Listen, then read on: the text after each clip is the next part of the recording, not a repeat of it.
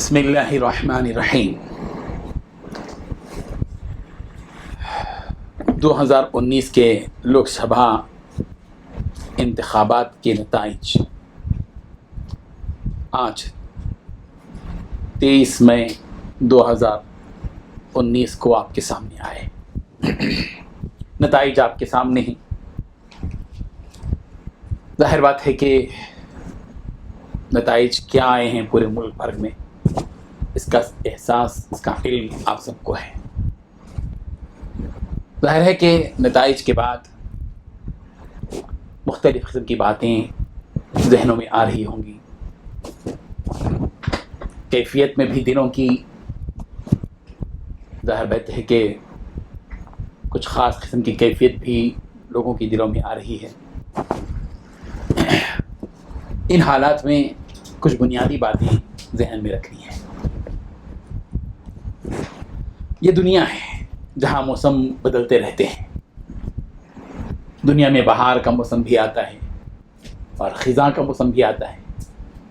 جب بہار کا موسم آتا ہے تو ہماری نگاہوں کے سامنے ہر طرف پھول، پتیاں، سرسبز و شادابی، ہری بھرے درخت نظر آتے ہیں۔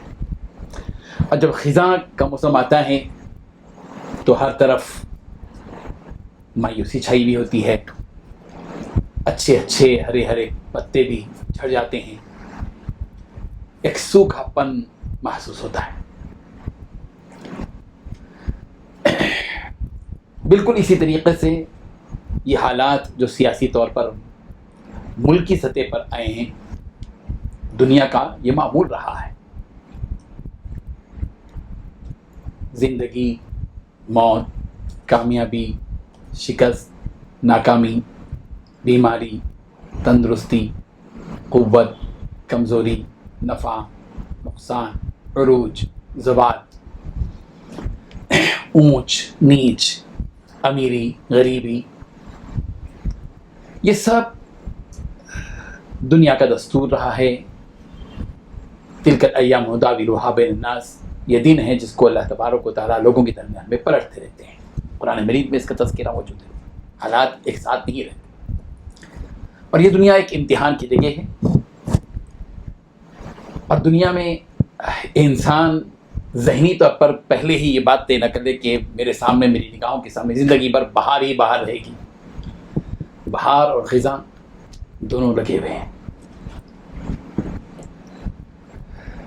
ہر وقت یہی کیفیت وہ تو جنت میں رہے گی۔ بہار ہی بہار جنت میں، خزاں ہی خزاں دوزخ میں، اور یہ دونوں کا سنگم ہے دنیا، جہاں بہار بھی ہے اور خزاں بھی ہے، نفع بھی ہے، نقصان بھی ہے، زندگی بھی ہے، موت بھی ہے، خوشی بھی ہے، غم بھی ہے، کامیابی بھی ہے، ناکامی بھی ہے، عروج بھی ہے، زوال بھی ہے، تندرستی بھی ہے، بیماری بھی ہے، سب کچھ ہے۔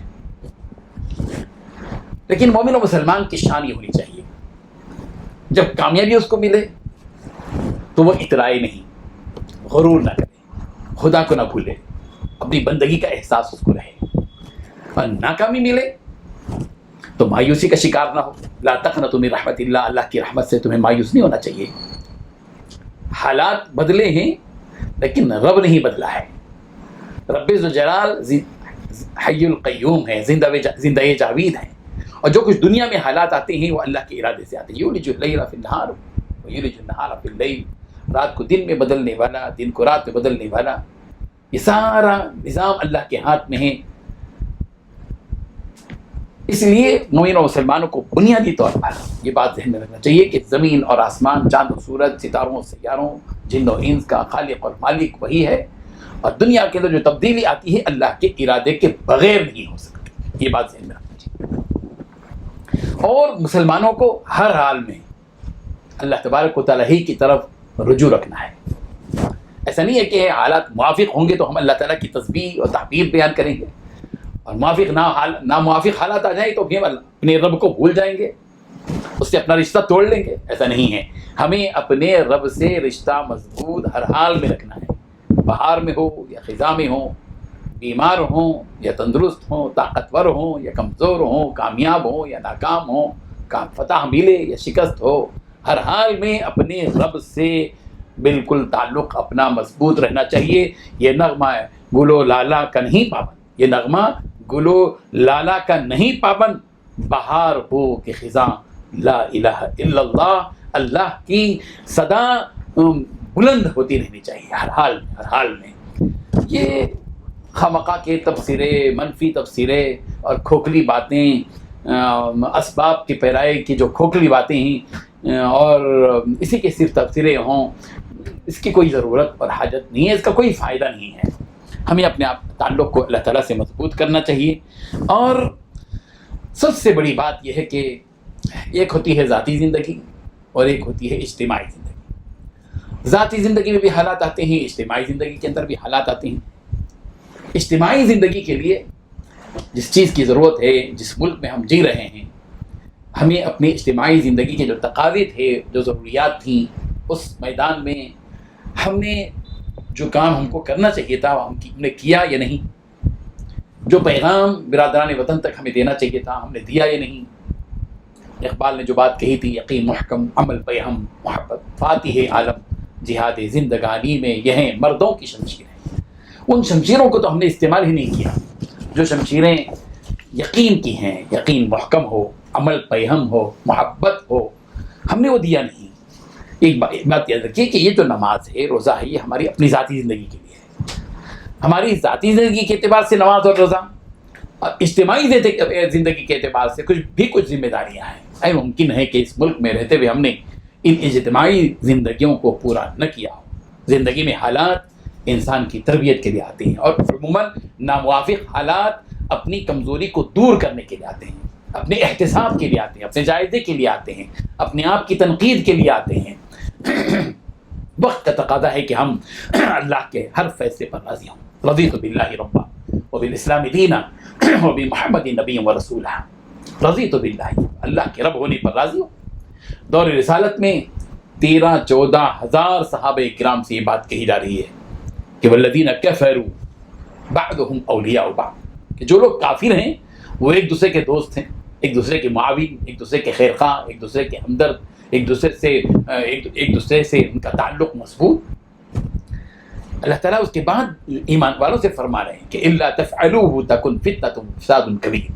اگر تم آپس میں ایک دوسرے کے دوست نہیں بنو گے، آپس میں ایک دوسرے کے خیرخواہ نہیں بنو گے، آپس میں ایک دوسرے کے معاون اور مددگار نہیں بنو گے، آپس میں ایک دوسرے کو مضبوط نہیں کرو گے، تو اس بات کو سن لو کہ تکن فتنۃ، زبردست فتنہ ہوگا، بہت فساد کبیر، اور بہت بڑا فساد ہوگا، بگاڑ ہوگا.